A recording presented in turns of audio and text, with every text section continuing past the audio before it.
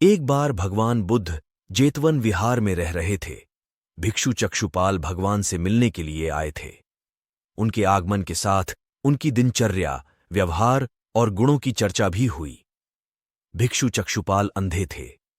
एक दिन विहार के कुछ भिक्षुओं ने कुछ मरे हुए कीड़ों को चक्षुपाल की कुटी के बाहर पाया और उन्होंने चक्षुपाल की निंदा करनी शुरू कर दी कि उन्होंने इन जीवित प्राणियों की हत्या की। भगवान बुद्ध ने निंदा कर रहे उन भिक्षुओं को बुलाया और पूछा कि क्या तुमने भिक्षु को कीड़े मारते हुए देखा है? उन्होंने उत्तर दिया, नहीं।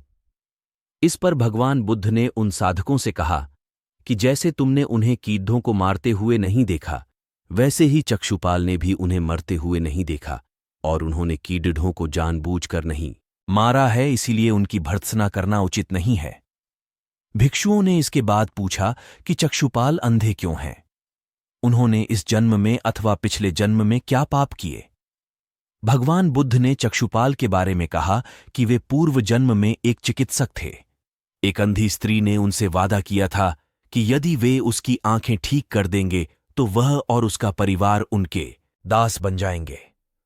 स्त्री की आंखें ठीक हो गईं, पर उसने दासी बनने के भय से यह मानने से इनकार कर दिया।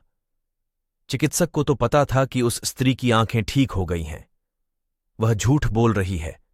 उसे सबक सिखाने के लिए या बदला लेने के लिए चक्षुपाल ने दूसरी दवा दी। उस दवा से महिला फिर अंधी हो गई। वह कितना ही रोई पीटी, लेकिन चक्षुपाल जरा भी नहीं पसीजा। इस पाप के फलस्वरूप अगले जन्म में चिकित्सक को अंधा बनना पड़ था। एक बार भगवान बुद्ध अपने अनुयायियों के साथ किसी गांव में उपदेश देने जा रहे थे। उस गांव से पूर्व ही मार्ग में उन लोगों को जगह जगह बहुत सारे गड्ढे खुदे हुए मिले। बुद्ध के एक शिष्य ने उन गड्ढों को देखकर जिज्ञासा प्रकट की, आखिर इस तरह गड्ढे का खुदे होने का तात्पर्य क्या है? बुद्ध बोले, पानी की तलाश में किसी व्यक्ति ने इतने गड्ढे खोदे हैं। यदि वह धैर्यपूर्वक एक ही स्थान पर गड्ढे खोदता तो उसे पानी